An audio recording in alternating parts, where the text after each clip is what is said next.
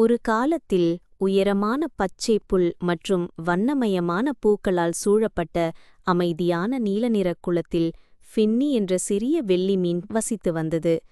ஃபின்னி குளத்தில் உள்ள மிகப்பெரிய மீன் அல்ல, ஆனால் மற்ற அனைத்து உயிரினங்களாலும் அது மிகவும் புத்திசாலி என்று அறியப்பட்டது.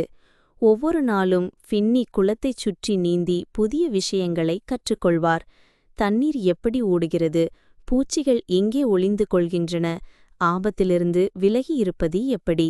மற்ற மீன்கள் விளையாடிக் கொண்டிருக்கும்போது ஃபின்னி பார்த்து யோசித்தார். ஒரு வெயில் காலையில் ஒரு மீனவர் குளத்திற்கு வந்தார்.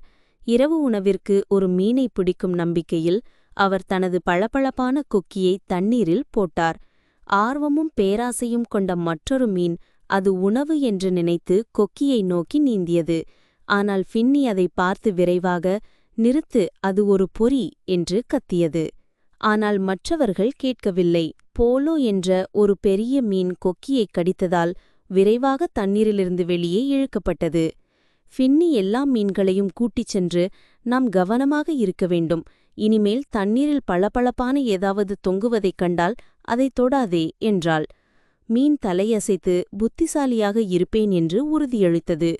மறுநாள் மீனவர் மீண்டும் வந்தார். அவர் எல்லா வகையான தந்திரங்களையும் முயற்சித்தார். பளபளப்பான புழுக்கள், வண்ணமயமான தூண்டில்கள், ஒரு வலை கூட. ஆனால் ஃபின்னி மீனுக்கு நன்றாக கற்றுக் கொடுத்திருந்தார். அவை அனைத்தும் வெகு தொலைவில் இருந்தன. பாறைகள் மற்றும் தாவரங்களுக்கு இடையில் ஒளிந்திருந்தன. நாட்கள் கடந்துவிட்டன. குளத்தில் மீன் இல்லை என்று நினைத்து மீனவர் வெளியேறினார். குளம் மீண்டும் அமைதியாக இருந்தது. அனைத்து மீன்களும் ஃபின்னிக்கு நன்றி தெரிவித்தன. அவர்கள், நீ சிறியவனாக இருக்கலாம், ஆனால் உன் புத்திசாலித்தனம் நம் அனைவரையும் காப்பாற்றியது என்றனர். அன்று முதல் ஃபின்னி புத்திசாலி சிறிய மீன் என்று அழைக்கப்பட்டார்.